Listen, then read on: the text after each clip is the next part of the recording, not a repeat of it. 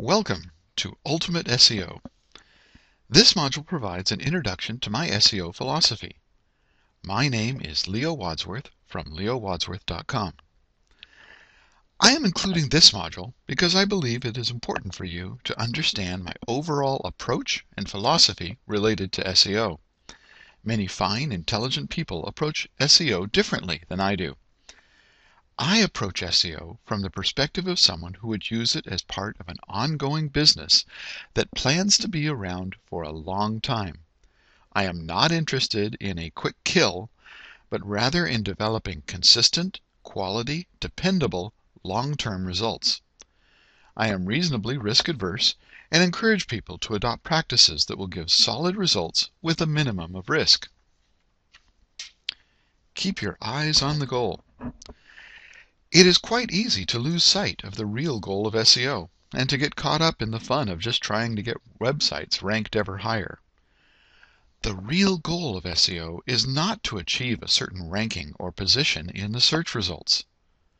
Good SEO provides more traffic to your website. This traffic will be related to the particular search terms that you have optimized your site for. If you do a good job, then the traffic which gets delivered to your website will specifically be the traffic that is interested in what you have to offer. The real goal of SEO is therefore to deliver targeted traffic to your website who will be ultra responsive to what you have to offer. If you're conducting SEO for a business, then the ultimate goal is for that business to make money. You do that by selling products or services for less than it costs to provide them, including costs spent on advertising and SEO. We want to provide quality targeted traffic, not just a bunch of junk traffic. If we have quality traffic, then the needs and desires of that traffic will match what we have to offer. If the traffic is not targeted well, then it will quickly leave our site and never come back. Indeed, we want to develop good long-term customer relationships. It is always cheaper to have a good repeat customer than it is to acquire a customer in the first place. Good solid SEO can contribute directly to a consistent and dependable revenue stream. What does Google want? To make money. How do they make money? By selling ads. What do they need to sell ads? Lots of usage. How do they get that? By producing search results that please the users the most. It is in Google's best interest to display the most relevant, up-to-date, complete, and accessible information based on the search the user enters. Look, this may seem rather simplistic and self-evident, but it really is key to understanding SEO. Google is a company. As a company, they want to make money. As a matter of fact, they have a duty to their stockholders to do as well as possible. Google has a number of different businesses. Many of these businesses have revenues in the millions of dollars. However, by far, Google makes most of its money on advertisements. To make money on advertisements, they need people looking at their pages. They get people to look at their pages by providing quality search results for free. The better the search results, the more people will look at their pages. If a user has an unpleasant experience with a particular search result, they are a little bit less likely to use Google in the future. Google strongly believes that efforts to artificially influence the search result make the search results worse. That's why they continually change their programs to screen out any websites which are found to be trying to influence the search results. How does Google produce search results? It should be no surprise that Google uses software programs to generate its search results. It uses an automated program called a spider to crawl the web of the internet and to find the interconnected links and websites. This program is commonly called Googlebot. After the information has been fetched, Google then uses more programs to analyze the data. These programs use a large variety of different factors to categorize and rank the quality of content on the web. Google wants to provide search results that lead people to quality information tightly related to what they were searching for. By combining a large number of different factors, Google gets a more complete picture of the website. This allows Google to produce better search results. Google keeps the exact factors that it uses proprietary and secret. While they have discussed some of the things that they look at when determining how to rank a page, they have never revealed the exact details. They do this for a couple of reasons. First, there are other search companies competing to try to produce the best possible search results. Second, Google deliberately does not want to make it easy for people to fool its programs. If Google released its exact algorithm, it would make it much easier for people who are trying to manipulate Google's search results. Because Google uses a lot of different factors in generating the search rankings, it is wise for us to consider and use a wide variety of SEO techniques. By combining a variety of SEO techniques instead of relying on just a few, we get a natural quality website profile in Google. The different SEO techniques work with each other in a synergistic manner, where the end result is much better than any one of the factors alone could have caused. One more thing to note is that for the most part, Google ranks pages, not websites. It deliberately tries to link directly to content deep within websites in order to directly access the content that it thinks will be most relevant to the user's search. Because of this, it is good to have your pages linking to one another. While an internal link does not carry the same amount of weight as an external link, it still helps the relevance of the page which is being linked to. Google penalties. In the world of search, Google is the prosecuting attorney, defense attorney, judge, jury, etc., everything. In other words, Google is a bit of a benevolent dictator. For the consumer, the good news is that Google is trying to produce great search results. For the person with the website looking to improve how they appear in the search results, this can be more frustrating. Google has spent millions of dollars creating the programs to crawl and categorize the entire internet. Because Google uses programs instead of humans, lots of people have tried to fool the Google programs in order to increase their standings within the search results. Google's programs are designed to identify and use natural patterns within quality websites. When people try to fool Google, it hurts Google's ability to produce the best search results. Because of this, Google takes a very strong stand against people who use various techniques to try to fool Google software. They are continually watching for signs of attempted manipulation and will slap it down hard when they find it. They do this both in order to clean up the particular offense and to send a warning message to others who would try to fool Google. Every once in a while, the world of SEO gets shaken up and all excited about a new update from Google. Google releases a lot of updates, but sometimes particular updates can have a greater impact. Some of the updates have been specifically targeted against particular techniques which have become popular. Some of the particular practices which Google has penalized include keyword stuffing, link farms, and blog networks. Keyword stuffing was one of the earliest attempts to fool Google. It involves identifying a particular search keyword that you want to target, and then stuffing that keyword onto your web page over and over and over again. Sometimes this was done at the bottom of the page in tiny text, or using text that was colored the same as the background of the page. There was a point in time where this technique worked quite well. However, Google soon changed its programs to identify this technique. At this point, stuffing keywords onto your page is one of the quickest and easiest ways to get your site penalized by Google. Link farms were popular for a time. These were pages and sites where people could purchase lots of links to their site. The link farms were not true directories, and they did not add any value to the links. Again, Google has caught on to this such that you rarely see anyone even trying it anymore. As Google increases the sophistication of its software, the sophistication of efforts designed to fool Google have also increased. People have created elaborate networks of fake blogs. They have included fake content on these blogs with links to various sites. Once again, Google is hard at work trying to identify and stop efforts to manipulate its search results.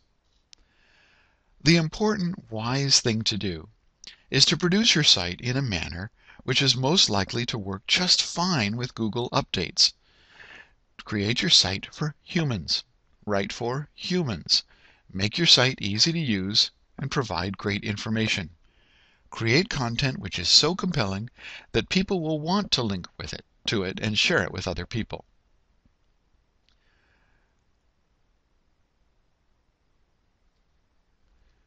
The ultimate solution is to write your content for humans, but to do it in such a way that it is friendly to Google. In other words, include items that help Google identify what your content is about while providing valuable content to your human visitors. The all-important first page. When you do a search on the internet, you are presented a set of search results broken up into pages. It used to be that you could be on the second, third, sometimes even the fourth page of the search results and still get a decent number of clicks. These days are long gone. It used to be true because the search results were not as good as they are now. People commonly looked through the first search results and didn't find what they were looking for. Also, the ads were less common and not as highly targeted. These days, between the ads and the improved search results, people almost always find what they want on the very first page of search results. While Google and the other search vendors provide a large number of different links based on a particular search, it has gotten to the point where if you are not on the very first page of search results, you might as well take your marbles and go on home. On top of this, we need to shoot to be in the first 3 search results if possible. The first 3 results typically get about 70% of clicks on the page. So the real message is that to get the traffic we want, we need to work even harder to rank as high as possible. White hat SEO versus black hat SEO. A key component of developing an SEO philosophy is deciding whether you will use white hat SEO techniques or black hat SEO techniques. I've been dancing around this already, but let's face it head on. Google has published guidelines for webmasters to follow in creating their websites. In general, these guidelines are designed to produce an internet with quality websites and quality search results.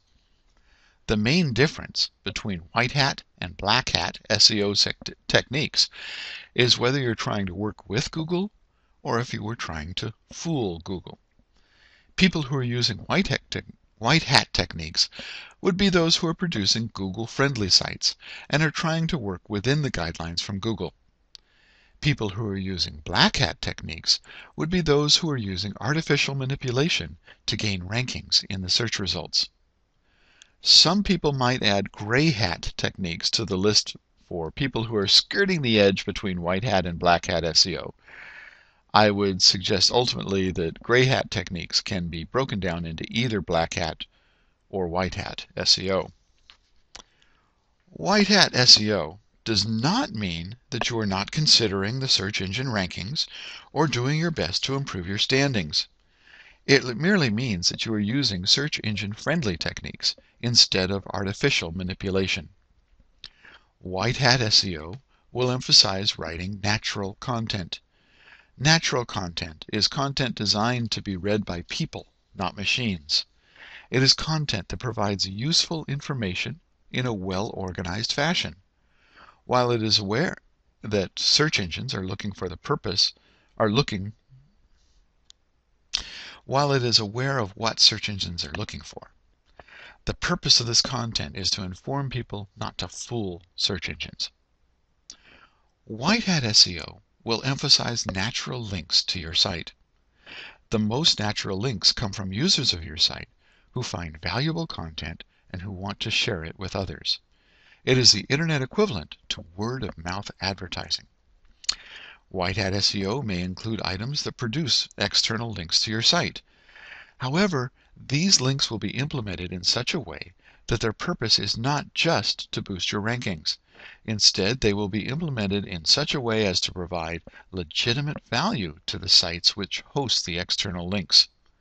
For example, there is nothing wrong with participating in an online forum and providing, as part of a relevant discussion, a link to appropriate content on your site. In such a case, your link is adding to the forum, not just trying to fool Google. Some would say that it is difficult to use outsourcing, where you pay for others to produce internal or external content within White Hat SEO. I would disagree. I would say that outsourcing should follow exactly the same rules that you put on yourself. If you pay for someone to produce external links that add significant value to the external website, then there is little difference compared to you producing the links yourself by hand. One key point about White Hat SEO is that it is likely to work fine with future updates to Google's software. Google changes its software all the time, but if you are providing great content for humans and are promoting it using solid natural methods, then you have little reason to fear Google because you're playing within the rules. Black Hat SEO. Black Hat SEO consists of doing things specifically to artificially improve website ranking in Google. Look, I want to be clear. Most Black Hat SEO is not evil, immoral, illegal, or even fattening. SEO folks that wear the black hat are not the bad guys. Black Hat SEO can be extremely effective. There are always a ton of success stories about how using this or that service has rocketed sites to #1 on Google. But effective today does not necessarily mean effective forever. You run the extreme risk of Google updating its software to counter the latest technique, which it does all the time. Trying to fool Google risks the wrath of Google. Over and over, Google has found and penalized sites using black hat techniques. You can go from being a huge busy site to being a wasteland with one Google slapdown. Many black hat techniques include generating content that is not meant for humans to read, but rather is only for the search engines. Some of this kind of content is generated by pulling it from other sites or by replacing words with synonyms, a process called spinning. The automatic content can then be posted on lots of different locations, such as blogs, article sites, and many others. A major component of many black hat efforts is creating artificial links that are completely fake, meant only for the search engines to find. Because Google uses links to your site as a major part of how they determine quality, they penalize sites that are found to be using this technique severely. Another common link scheme involves putting links onto legitimate sites that add no value to these sites. An example of this kind of linking is when people make comments on blogs that are generically spewed across the internet. The comments, saying things like, "Great post, I learned a lot," add no value to the discussion and are often made using software to post the same comment to hundreds of blogs. I use Akismet on my own blog, and it regularly culls out hundreds of attempted spam comments. The biggest issue with black hat SEO techniques is that they add no real value to the internet. Because of this, Google is always working to identify and render such techniques useless. This makes using black hat methods very risky. You run the risk of Google catching you and slapping you down hard. That is why I recommend to my client that they use White Hat SEO techniques. Bad SEO techniques. There are a number of SEO techniques that have been used over the years that you need to avoid completely. Amazingly, people continue to recommend several of these techniques. In many cases, there is no faster way to get a Google penalty. In the past, one thing that worked amazingly well was keyword stuffing. In keyword stuffing, you put your chosen keyword onto your page as many times as possible.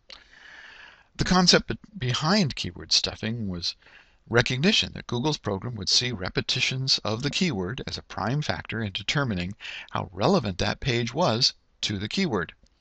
After all, if having some references to the keyword was good, then more would be better.